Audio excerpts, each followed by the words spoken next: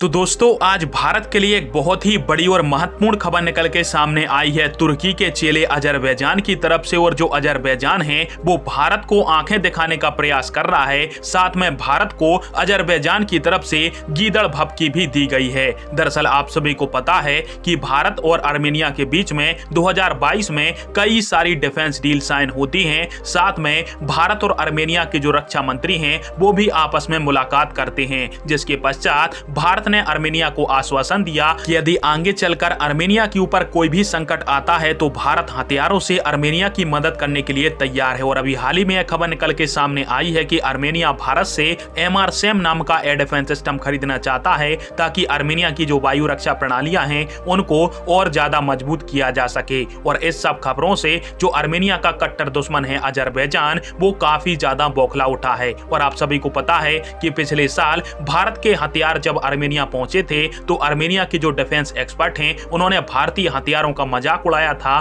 साथ में इन हथियारों को अमेरिकन हथियारों की कॉपी भी बताया था। और इसके अलावा तुर्की के हथियारों के घमंड के चलते इन्होंने यह भी कहा था कि भारत ने जो हथियार आर्मेनिया को दिए हैं वो हमारे हथियारों के सामने कुछ भी नहीं है और हम जब चाहें इन हथियारों को आसानी से नष्ट कर सकते हैं। परंतु आज जो अजरबैजान के राष्ट्रपति हैं उन्होंने भारत के खिलाफ जहर उगला है और सारी हदें पार कर दी हैं। दरअसल अजरबैजान के राष्ट्रपति से एक स्थानीय मीडिया पत्रकार ने जब यह सवाल पूछा कि भारत जब आर्मेनिया को हथियार दे रहा है तो इसके बारे में आप क्या सोचते हो, जिसके ऊपर उन्होंने कहा कि आर्मेनिया को भारत के द्वारा हथियार देना हमारे लिए भारत का एक अमित्र कदम है और हम जानते हैं कि इन हथियारों का निशाना और कोई नहीं बल्कि अजरबैजान भी है। परंतु हम एक बात को भी बता दें कि हमारे खिलाफ यदि किसी भी प्रकार का खतरा चाहे हमारी सीमा पर या फिर सीमा के परे उत्पन्न होगा तो हम उस खतरे को जब चाहे तब कुचल देंगे। और इसके अलावा इन्होंने यह भी बोला कि हमने आर्मेनिया से कई बार कहा है कि आप व्यर्थ ही अपने पैसों को बर्बाद कर रहे हो, क्योंकि जो हथियार आप भारत से हमारे खिलाफ खरीद रहे हो वो हथियार इतने ताकतवर नहीं है कि हमारे हथियारों का मुकाबला कर सकें। और आपको व्यर्थ में